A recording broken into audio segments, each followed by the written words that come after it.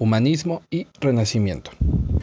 El humanismo y el Renacimiento son dos movimientos históricos, políticos, sociales y culturales que tienen lugar en Europa en el periodo que abarca desde el siglo XIV, la totalidad del siglo XV y algunos momentos del siglo XVI, y está caracterizado principalmente por la distinción que hay en el medievo entre dos fuerzas principales, el papado y el imperio. Estas dos fuerzas antagónicas en muchos momentos serán, sin embargo, las principales instituciones que se van a encargar de la preservación del conocimiento adquirido de la antigüedad. Sin embargo, ya que ambas se encuentran frecuentemente en una lucha territorial y una lucha de poder, este conocimiento quedará sometido en ocasiones a las escuelas palatinas, las escuelas de los palacios, o a los monasterios y a las universidades, que centrarán su atención principalmente al estudio de Dios, y el conocimiento proveniente de la antigüedad quedará relegado a otros ámbitos, todos aquellos que busquen y puedan decir algo sobre Dios. Y a pesar de que Europa en aquellos momentos de los siglos XIV y XV principalmente se encontraba en un progreso que la distinguía de otras naciones asiáticas y europeas, la realidad es de que en las postrimerías de la Edad Media el progreso político, social, intelectual y científico de Europa pues no era destacable y se comparaba de una manera negativa con el que quizás se encontraba en las escuelas del Imperio Bizantino y también en el mundo árabe. Todo esto Europa lo conoce gracias a ese gran movimiento militar que fueron las cruzadas, y que mediante los viajes marítimos y el intercambio comercial pues va a influir no en todo el territorio europeo, pero sí específicamente en la península italiana, territorio donde veremos el surgimiento del humanismo en primera instancia y posteriormente del Renacimiento. Aunque bien son dos movimientos casi simultáneos, podemos ubicar cronológicamente primero la aparición del humanismo y posterior del Renacimiento.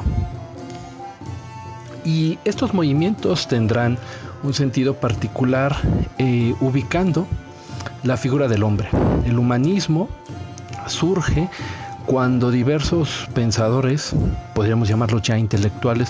comienzan a reflexionar sobre el papel del hombre de aquel momento, que no solamente es un villano, es decir, un habitante de las villas, sino que se está convirtiendo ya en un ciudadano. Y este cambio político, este cambio de identidad, pues lleva a que los intelectuales de aquel momento comiencen a reformularse qué es el hombre, pero no a partir del discurso medieval del hombre como criatura creado por Dios, sino del hombre como un ser responsable de sí mismo y con un lugar particular en el cosmos. Es así que el humanismo va a comenzar a revitalizar todas las figuras del arte clásico y del pensamiento clásico, al considerar que en ellas hay una explicación perfecta sobre el papel del hombre en la creación. Esa, podríamos decir, es la esencia del humanismo, que posteriormente dará lugar a las reflexiones que ocurrirán en materias de arte, de política, de ciencia en el periodo del Renacimiento. Sin embargo, lo que hay que destacar aquí en materia educativa es de que los pensadores del momento comienzan a considerar al hombre, si bien como responsable de sí mismo, ahora como un ser que debe también procurarse su propio saber sobre el mundo, y esto implica la formulación de un proyecto educativo. Si el Renacimiento recupera los saberes de la antigüedad por considerarlos valiosos, tal proyecto educativo quedará entonces determinado por los principios, valores y saberes provenientes de la antigüedad. Y tal es la esencia del Renacimiento, que no es un volver a nacer de los saberes antiguos, sino que es una recuperación en la actualidad del siglo XIV y del siglo XV de aquellas instituciones civiles, políticas y culturales de la antigüedad, considerando que en ellas había una de las mejores expresiones y de las mejores respuestas a la pregunta ¿qué es el hombre? Y todo esto es un pasar de lo antiguo a estas nuevas formas expresadas también en el arte y en el saber del hombre. Y que haya ocurrido en Italia, pues va a permitirnos hablar de los autores que van a destacar en este periodo como los principales representantes o impulsores del Renacimiento. Vamos a tener en el siglo XIV la figura de Dante Alighieri, el principal poeta italiano, afincado en Florencia, y que en sus obras Vita Nuova y la Divina Comedia lo que hará es expresar la posición del hombre en el cosmos, es decir, un hombre que se tiene que hacer responsable de sí y cambiar. Recordemos que Dante fue absolutamente una figura política de su tiempo, y en sus obras que no tienen el carácter religioso como equivocadamente se le suele atribuir a la Divina Comedia, lo que hace es tratar de explicar el panorama político y antropológico y social de su momento. La Divina Comedia utiliza el argumento del infierno, el purgatorio y el cielo para hablar del renacimiento del hombre. Porque justamente Dante es la metáfora del renacimiento. Es un hombre que pasa por el inframundo, llega al purgatorio y finalmente, al tener la visión divina, regresa a la tierra, renace y tiene que compartirla con sus congéneres. Contemporáneo de Dante también es Francesco Petrarca, que podemos ver en esta imagen acompañado de Laura, la mujer a la que le dedica varias de sus frases en el cancionero. Y Petrarca va a ser un hombre también interesado en que la antigüedad vuelva a recuperar su esplendor. Hablará de que Roma tiene que volver a recuperar su esplendor del pasado, y con ello el hombre adquirirá nuevamente una posición digna en la tierra. Y por eso no es de extrañar que ambos personajes, ambos poetas, tanto Petrarca como Dante, aparezcan en esta imagen coronados con la corona de olivos, símbolo en la antigüedad de la victoria, y que en este caso Italia ofrece a sus grandes poetas como símbolo de la victoria en la educación. Dante y Petrarca, junto con Boccaccio, serán los principales educadores de los hombres del Renacimiento. Claro, de los hombres burgueses, que ya comenzaban a aparecer, porque todavía faltará tiempo para que el resto de la población pues comience a adquirir estos saberes recuperados de la antigüedad.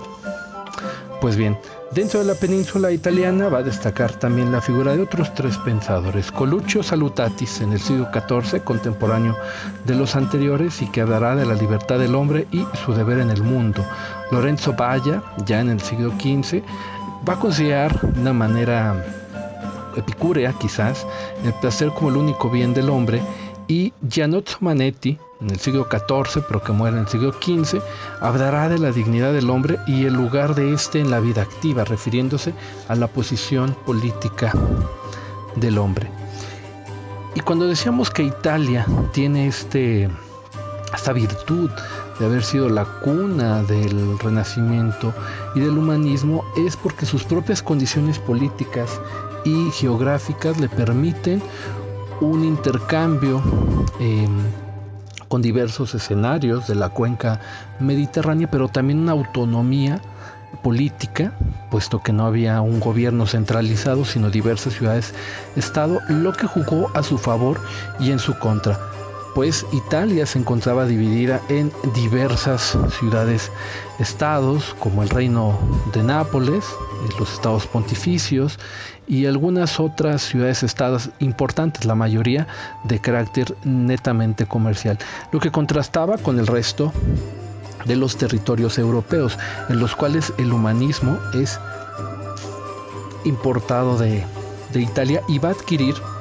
sus propias singularidades, y hemos de destacar en este territorio pues los Países Bajos, Francia, Inglaterra, España y más adelante también República Checa, con la figura de Amos Comenius, que si bien es ya parte de la época moderna, siglo 1600, va a estar Amos Comenius, pues no podemos pensar su obra si no es a partir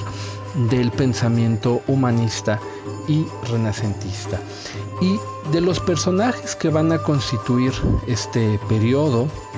en el resto de Europa, más allá de Italia, encontramos la figura de Juan Vives, español, que va a acompañar a Ana Bolena a Inglaterra a casarse con Enrique VIII, y que va a desarrollar un proyecto pedagógico centrado en el desarrollo cognitivo y psicológico del niño, procurando constituir una pedagogía que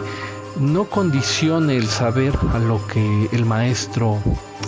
propone, sino partiendo de los propios intereses del alumno, algo así como un modelo Montessori ya en el siglo XV, el siglo XVI más bien. Y también va a ser un autor que se adelanta porque comienza a plantearse la educación de la mujer como un tema importante. Recordemos que fue acompañante de una de las reinas de Inglaterra y tutor de esta. Por otro lado, vamos a tener en Francia las figuras de Guillermo Boudet, que fue el fundador del Collège de France, una institución que va a hacer el contraste con la Sorbona, en aquel momento la facultad de teología más importante de Europa, y que el Collège de France, bueno, será una institución en la que se enseña matemáticas, música, astrología y las incipientes ciencias, todo un contraste con la educación de su época. Paralelamente tenemos la figura de Pedro de la Rama, Pierre de la Rame, que va a generar una didáctica institucional, el nombre de su libro, en el que buscará formular una lógica distinta a la de Aristóteles, pero quizás un proyecto pedagógico más ambicioso es la formulación del primer corpus de materias o currículum formal, procurando adaptar las nuevas propuestas sobre el hombre a las formas de enseñanza de ese momento. Y finalmente, nacido en los Países Bajos, pero que también se encontraba en Inglaterra entre 1511 y 1516, Erasmo de Rotterdam, pues bueno, será una de las figuras centrales del humanismo, que partiendo desde el pensamiento cristiano buscará una reformulación de este, procurando dejar atrás todos los malos hábitos y los malos vicios que él considera se van arrastrando desde el medievo. Y mencionaba que Juan Amos Comenius, que ya no será un autor propiamente renacentista, sino ya casi propio en la edad moderna, siglo XVI, pues al constituir su didáctica magna, quizás una de las mejores y primeras obras de didáctica de la historia, lo que va a hacer es considerar la figura del hombre en el niño. Cómo educar al niño no es educar a un sujeto anónimo, sino es educar a un sujeto con la potencia de convertirse en un hombre, en un ciudadano. Por eso considero que la figura de Comenius debería estar también dentro de estos pensadores, a manera de que fuera el último de los educadores humanistas y el último de los educadores del Renacimiento. Y pues bien, concluyendo esta presentación, pues hemos de considerar que la educación del Renacimiento y del periodo del humanismo tendrá como principios la recuperación de los saberes de la antigüedad como principios curriculares, quizás, que permitan la construcción de un hombre, de un proyecto que se verá concretizado en el ciudadano. Quizás esto es más patente en las repúblicas italianas, en los estados italianos, pero que tendrá un papel quizás más intelectual o más político en el resto de Europa.